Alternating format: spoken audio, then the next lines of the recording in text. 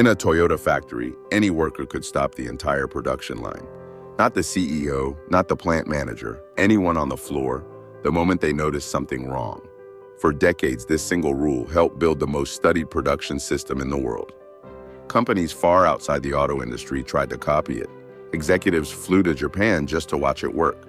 Then, in 2009, something strange happened. The very system built to catch problems early seemed to stop catching them.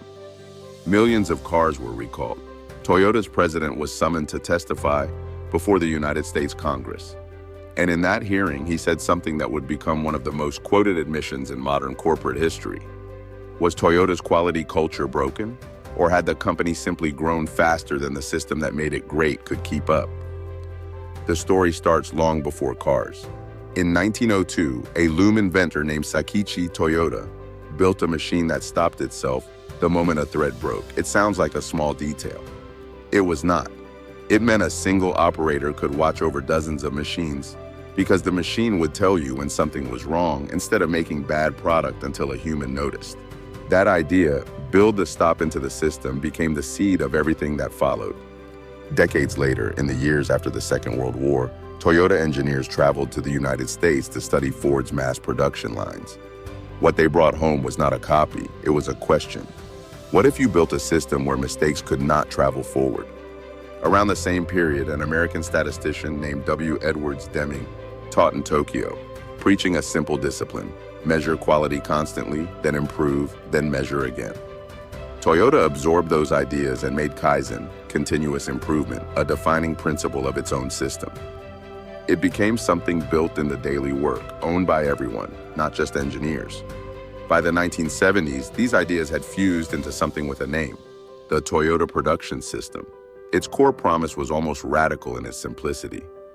Quality was not something you inspected for at the end of the line. It was something you built in, at every single step, and stopped for the moment it broke. The clearest symbol of this philosophy was a cord running above the assembly line, within reach of every worker. Pull it, and the line stopped. Not after a supervisor's approval, immediately. To outsiders, this looked like a strange way to slow down a factory on purpose. Inside Toyota, it was the opposite. A problem caught in seconds cost almost nothing to fix. A problem that traveled downstream, hidden in thousands of finished cars, could cost a company its reputation. Alongside this sat another principle: Genshi Genbutsu, roughly translated as go and see for yourself. Managers were expected to walk the floor, not read reports about the floor. Decisions were made at the place where the actual work happened, not in a boardroom several buildings away. This culture compounded for decades. Reliability became Toyota's brand before marketing ever had to say the word. And in 2008, the company reached a milestone few would have predicted from a mid-sized Japanese automaker decades earlier. It overtook General Motors to become the largest car manufacturer on Earth. The system had worked exactly as designed. What came next tested whether it could work at the scale Toyota had just reached.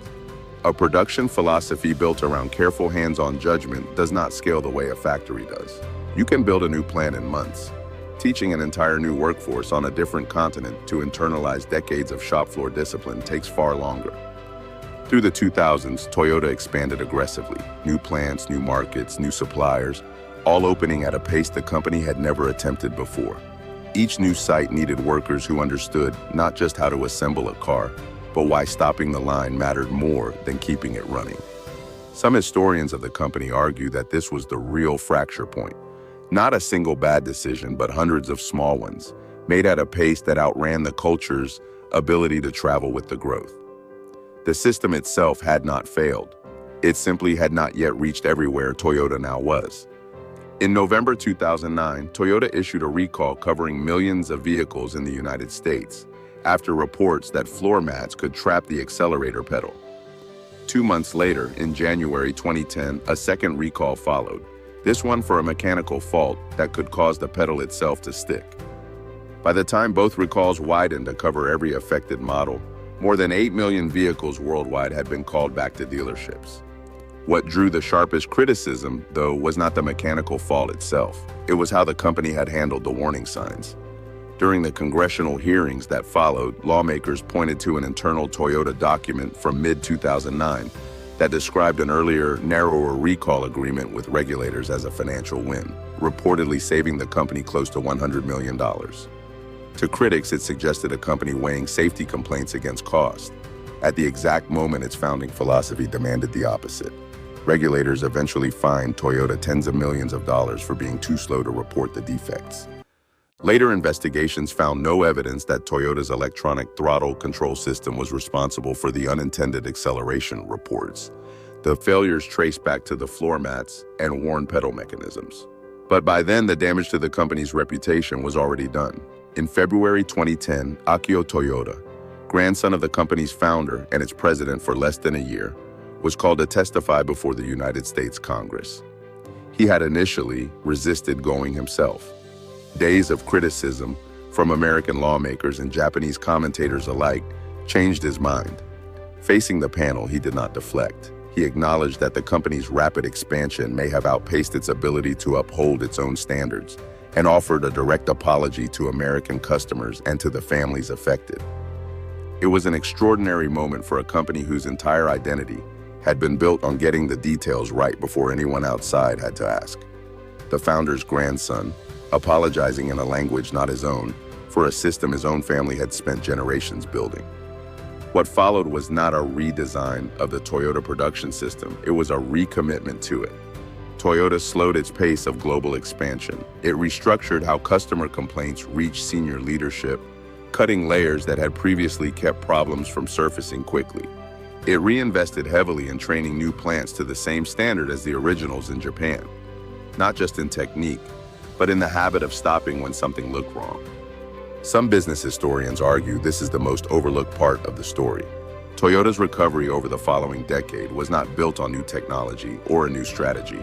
It was built on doing, more carefully and more consistently, what the company had always claimed to believe in. The Toyota production system was never the problem. A system built around catching mistakes early does not stop working because it is flawed. It stops working when it cannot travel as fast as the company built on top of it. Toyota did not lose its culture in 2009. It simply discovered, in the most public way possible, that culture cannot be built at the speed of growth. It can only be carried carefully, one new plant, one new worker, one stopped line at a time.